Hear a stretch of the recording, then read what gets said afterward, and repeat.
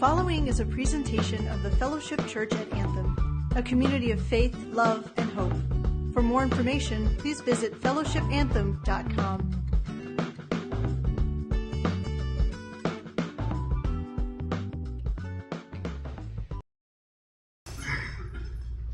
Well, good morning. How you guys doing? Well, great. Absolutely. Welcome to Fellowship Au Naturel. It's kind of a stripped-down version of church this morning. It has been obviously an interesting week in the life of our community and for sure in the life of Fellowship as well. It's kind of interesting the way we came to know what was going on at Fellowship. As you know, several families in our community lost homes during the flood, which is really very tragic, and a lot of community energy was focused there. Peg and I were actually out of town. We were down the valley doing a little staycation one night, and it was kind of interesting because the storm rolled through where we were staying, and we were out by the pool, and all of a sudden, chairs start flipping around, and pool servers and waiters start flipping around, and it was like, wow, this is Arizona monsoon, great.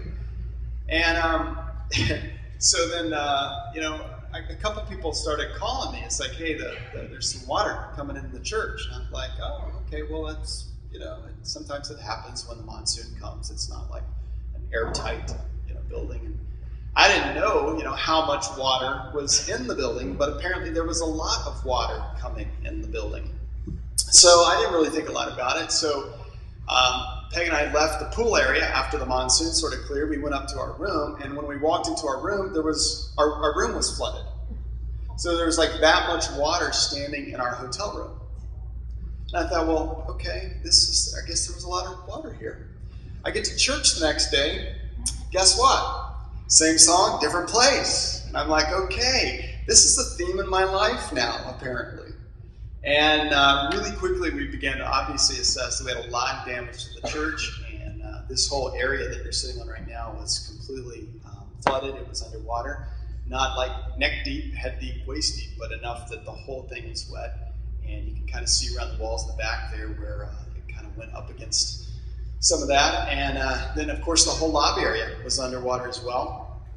And you know what happens to wood when it gets wet, right? It starts warping and bowing and all that kind of thing.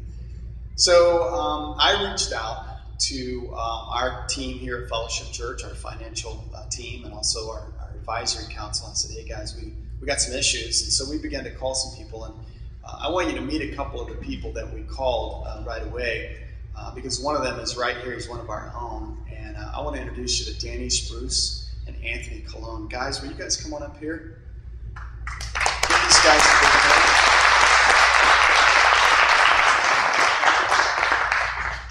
So it's kind of interesting because I know so many people in our church, but I don't always know what they do. But when the Creasy's house burned, I met Danny in terms of what he did. And what he did is he represents a company that comes in and helps people when they have challenging times, whether it's a fire or a flood or whatever. And so I reached out to him and I said, hey, we've got some water in the building, and not a little bit, like a lot. And so he came right over and he brought Anthony, and these guys went through this building and they began to immediately help us assess where we were at. And it was amazing how quickly this whole situation, where I thought we had a little bit of damp carpet here and there and maybe a little bit of damp wood, we realized that we were way underwater here. And so, buddy, talk about, you come to church here, and then all of a sudden you walk in and it's wet. I know, it's a little different. I'm not used to it being such a big issue out here. I live up here in Anthem. I was sitting in the back looking at my backyard and everything flooding over, and I came from Florida, so I was kind of used to that. It was no big deal. But I didn't realize what it would do to a community like this, with the water not actually saturating kind of the ground once it hits it. So I got some phone calls that night from some people. My daughter actually claims fame to the start of this. She accepted the phone call and actually got me and Ted together on this. We came over and looked at it, and it was pretty bad. So, of course, immediately I got a hold of Anthony. He's our operational manager. He dispatched all the crews out here, got all the equipment, got it all taken care of, and everything seemed to be working out pretty good. We got a little worried about getting in here on Sunday. That was kind of an issue for us, but he assured us the guys got it done. They work around the clock to get this place taken care of. We're here today.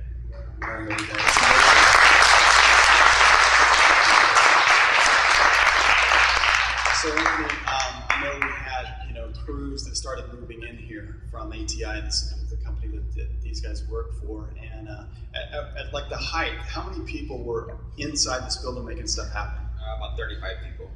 35 people. Imagine that. They were just in here. They were with shovels, brooms, pickaxes. I mean, I don't know what all they had, but they had lots of stuff going on in here. And it really was amazing. And, when we kind of hit the ground and we began to assess, can we get back in here by Sunday? I'm looking at these guys and I'm going, there's no way. And they're going, there might be a way. And I'm like, okay, I know Jesus walked on water, but this is like a whole grade above that. So at what point, Anthony, did you know we could make this thing happen? By Friday. I was a little concerned about Thursday when I kind of found out how much water was here. But we have state-of-the-art equipment that we bring in. Big, large desiccant dehumidifiers that they dry out within a couple of days. So we brought those in. And Friday, I kind of took a second look and said, you know what, this is going to work. We're going to have it done. And I promise you we'll get it done. And here we are today. So I was really proud of my crews stepping up, and we're working 16-hour days to get this done. And so you all can be here today. So it was a blessing. It was a big blessing. It was a big blessing. These guys, they really did go above and beyond the call of duty, and this is what they do, obviously, for a living, and they're very, very good at it. But we are the people who benefit from their expertise and from their hard work. And I know one night I drove down here late, and they're still in here working. I mean, they brought in pizzas and burritos and all kinds of stuff, and I'm just walking through, and they're feeding me food and all, and handing me a broom and whatever. I'm like, wait. But it really was great, and so many of you offered to help. And because of the serious nature of what we were walking through here with all the water and the contamination, mold, potential mold growth and that kind of thing, it just wasn't possible for us to jump in the mix there. We had to leave it in the hands of professionals. And what's great about all the chairs that you're sitting on today that were sitting in water just a couple days ago, they've been deodorized, they've been decontaminated. I walked in and these guys had people literally cleaning every single leg of every single chair, and it really is remarkable. So guys, these guys actually are the ones who today provided donuts for all of our church as well, and they have just really stepped up and gone above and beyond. So give them a great big hand. Guys, thank you.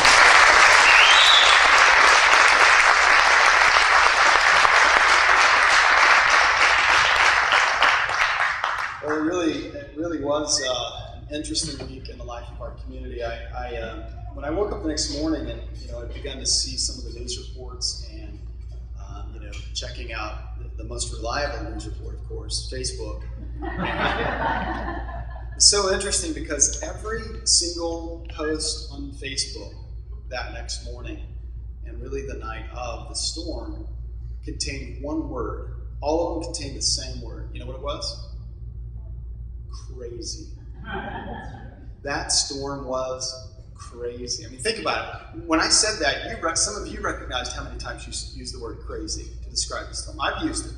And even seeing all those posts that said it was crazy, I've tried not to use it. I've tried to come up with other words to describe the storm, but I can't because it was crazy, right? I saw some video that a friend of mine shot. He was sitting under one of the porch areas here in Anthem, and he was inside of his car when the storm literally blew through. And we know now that we had winds, up to like 70 miles an hour, maybe gusting even higher than that. And the video that he shot of wind blowing rain straight sideways, it looked like a hurricane.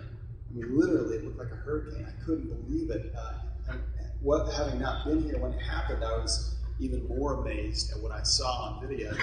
And it's no wonder. That's where you can see even back there in the back where some of that rain came in through our roof and through some of the walls. I mean, these walls are not terribly, moisture retardant, to use like a construction term, because I'm really up on that now.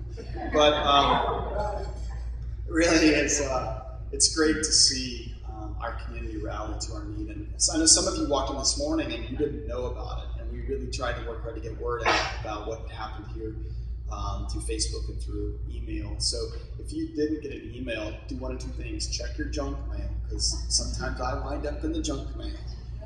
Or two, make sure we have your current email address, because it's tough moments like this when I want our church to know what's going on. And it's hard to get word out to everybody. But to all of you who texted and came by or called or emailed, your support for what was going on here in Fellowship at that moment, thank you. And we have some good days ahead. We definitely have some work to do here, obviously. Some of you have said, hey, I like the floor. Let's just keep it like this. It looks awesome. So that certainly is an option, for sure. It's kind of a retro look right now. We've got nice little swirly designs and all that. So we'll see how that plays out. But I want to talk to you just a few minutes this morning really about what it's like to live a kind of life that is fully engaged with our whole heart.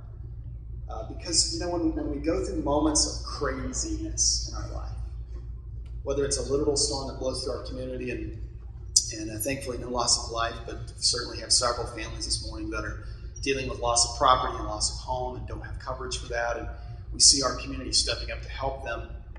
Or whether the storm that blows through your life that causes the craziness might be a relational breakdown, or whether it's a career breakdown or a financial storm that blows through. There are those moments that leave us sort of back on our heels going, hang on a second, wait a minute, what's up? And it happens to all of us. I mean, nobody's immune to it, right? Smart people it happens to, wealthy people it happens to, poor people it happens to. Doesn't matter where we come from in our station of life, nobody's immune to the craziness of life that hits us. And I have said a couple times this week, as people have asked me, and a couple of the news crews have come out and wanted to get a little inside story of what happened here at Fellowship, I said, you know, it's not the hard times that happen to us that determine who we are. It's how we respond to them. Because we all have hard times. People of faith have hard times. It's like when you connect with God and when you step into a relationship with God, it's not like automatically everything gets better and your life is perfect. It doesn't work like that. But now we have the capacity to respond differently. So I want to talk to you just about that a little bit this morning, what it's like to live with our whole heart. This passage of scripture from Ezekiel chapter 11, verse 19 is a great one. The Bible says that I'm going to give them a singleness of heart. One translation says an undivided heart. I will put a new spirit with them, and I will take away their stony, stubborn heart, and I will give them a tender, responsive heart. I don't know about you, but when I walk through a crazy storm in my life, whether it's the one that blew through here this week or whether it's the personal challenges or relational difficulties, anytime I walk through a crazy storm, my biggest challenge is to respond properly from my heart. Because, you know, I want to fight, I want to control, I want to manage, I want to direct, I want to, you know, grab a hold of. I want to do something and try to make my situation better. When things start breaking in my life, I immediately go into fix-it mode. And sometimes that's not the best immediate response. So how do I respond when I walk through those times in my life? Let me give you a couple things. We're going to talk more about this over the next month, but I just want to Lord, sort of seed your mind a little bit. The first proper response when we walk through crazy moments of our life is the response of courage. And I like the courage that's been lived out in our community this week. You know, I was watching the news last night and I saw one of the people whose homes were flooded, and I'm sure you know that a lady here in our community was, you know, almost swept away by the wall in her backyard and the wall of water, and her neighbor came over and rescued her. What is it that causes someone to see somebody else in need, even at a point of risk to their own life, and rush to meet that? What is that?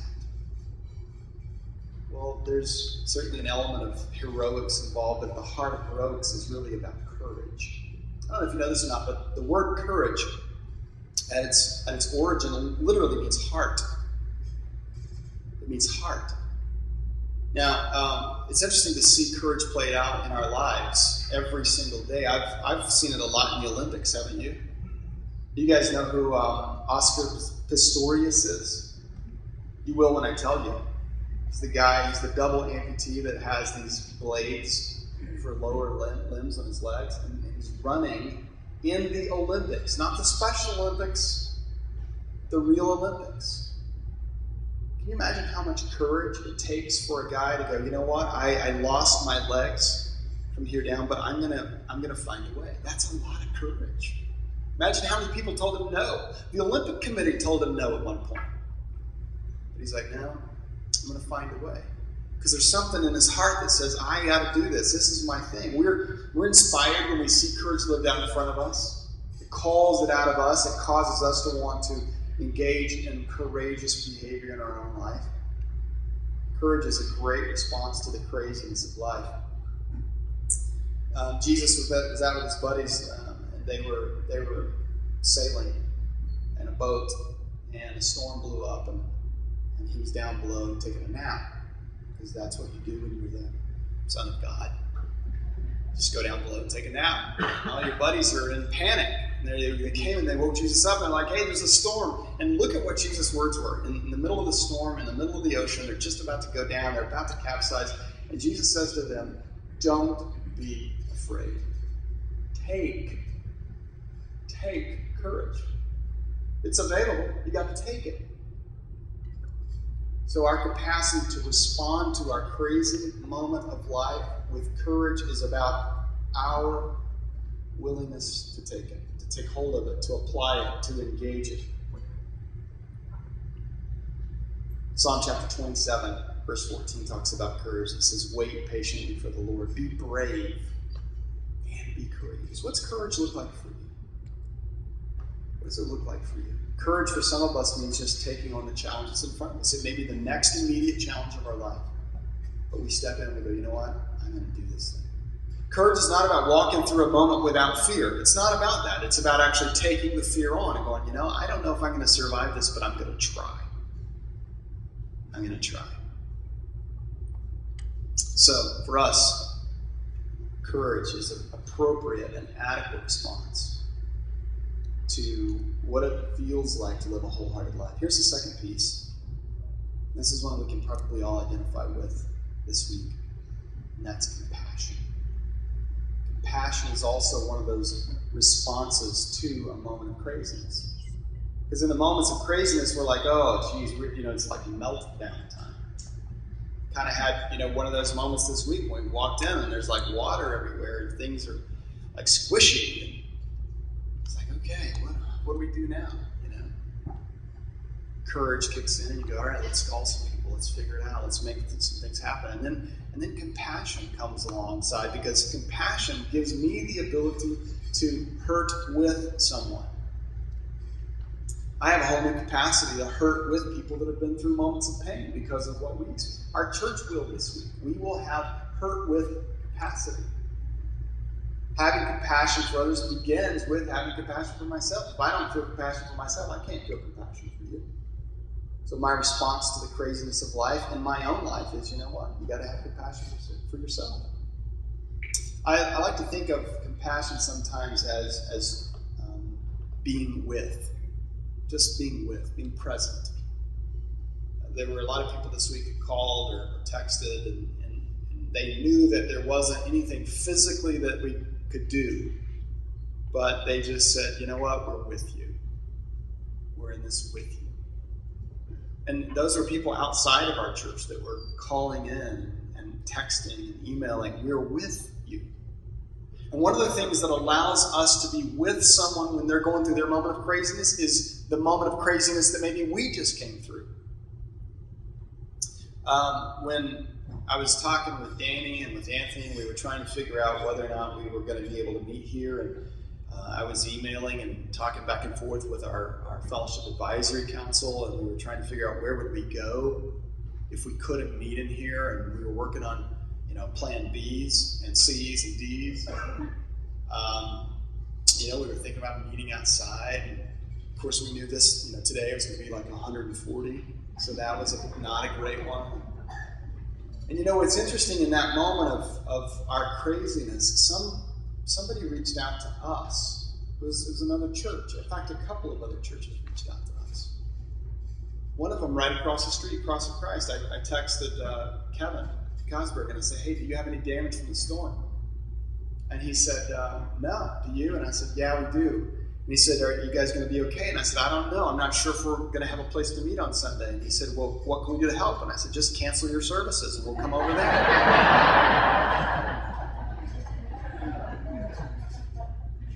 And what is interesting though is you guys know Grace North Church. They're across the freeway. They meet they're sort of south of Denny's, about a mile or so.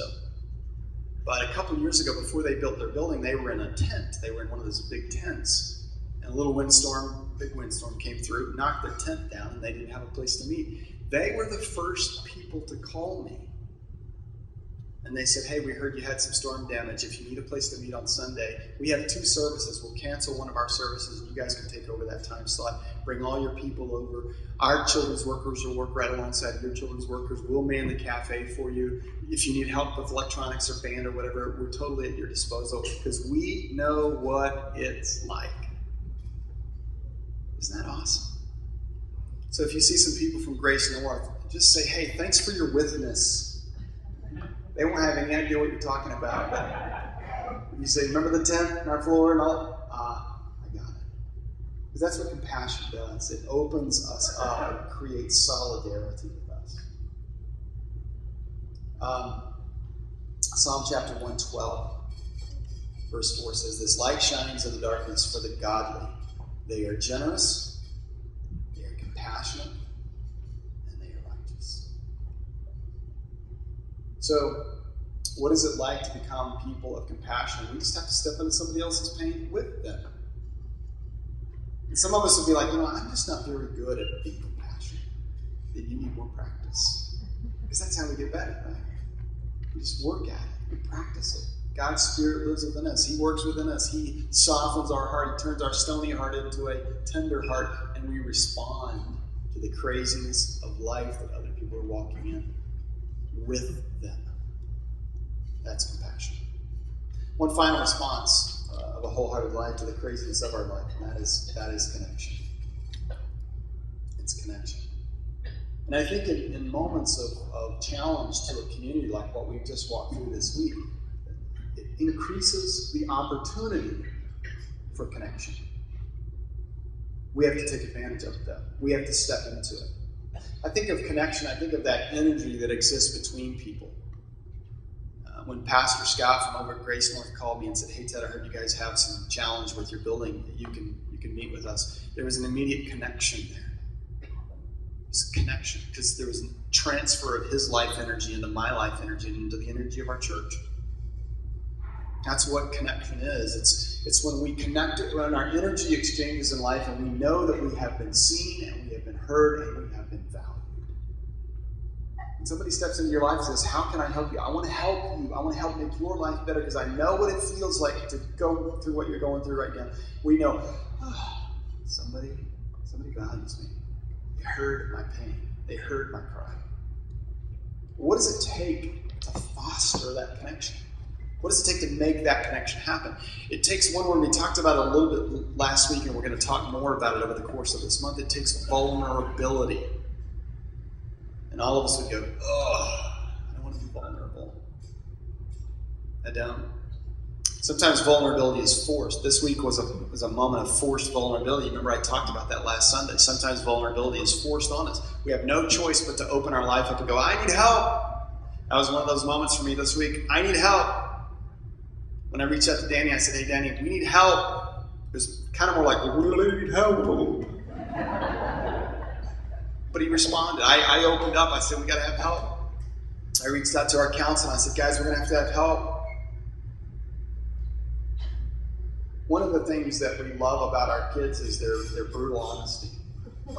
Right? They force us into moments of vulnerability sometimes, don't they? I was talking with a family a couple weeks ago, and his mom and dad and little kid about 4 years old, and I was kind of, interfacing with the parents, and I'm, bent down, I'm looking at the kid. This kid just kept looking at me the whole time, and he was checking me out, sizing me up, and finally I got down in his face, and I was like, how are you doing, man? What's your name?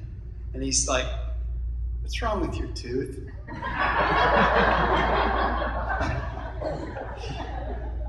You love that? I got a tooth that got knocked out when I was a kid that's still sort of crooked, and it's a weird color, and it's just, it's always there, right? And he just calls it out. It's like, what's wrong with your tooth? Nothing. What's wrong with your head?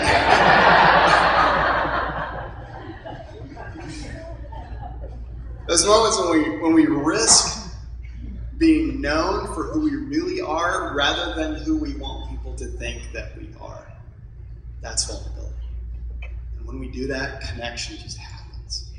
It's amazing, isn't it? You've experienced that before when you open your life up and connection happens because you were like, I don't know if I should tell you this or not, but gosh, I'm going to open my heart up. Connection happens. Romans chapter 12, I love this passage of Scripture. The Apostle Paul writes about who we are as individuals inside of a larger body. He uses the analogy of our physical bodies. He says, just as your physical bodies have many parts, and each part has a special function.